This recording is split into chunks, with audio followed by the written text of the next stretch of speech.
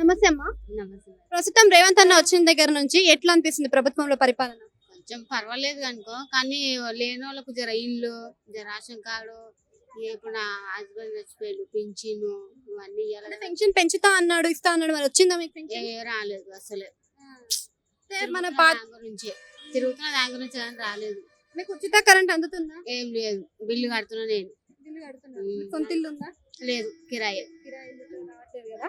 So ఇప్పుడు మనకి పొలం ఏమైనా ఉందా మీకు? ఏం లేదు మాకు. ఏం లేదు. అయితే మహిళలకు 2500 అని చెప్పి ఒక మాట చెప్పారు, మరి అది ఇంతవరకు ఊసు తీయలేదు. మీరు ఏమనుకుంటున్నారు దాని గురించి?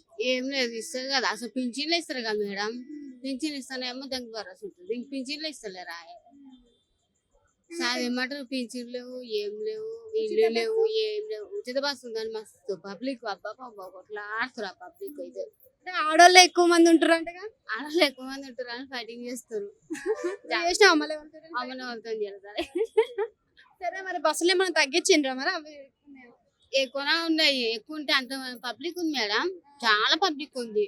ఏడ ఎక్కువ చాలా పబ్లిక్ ఉంది. అంటే ఇప్పుడు గృహలక్ష్మి పథకం కింద మరి ఇల్లులు ఇస్తా అంటున్నాడు కదా, ఇస్తాడా? మీరు అప్లై చేసిరా? చేసాం. మరి ఎందుకు ఇవ్వలేదు అనుకుంటున్నారు? ఏమో మేడం, ఇవ్వలేదు. మరి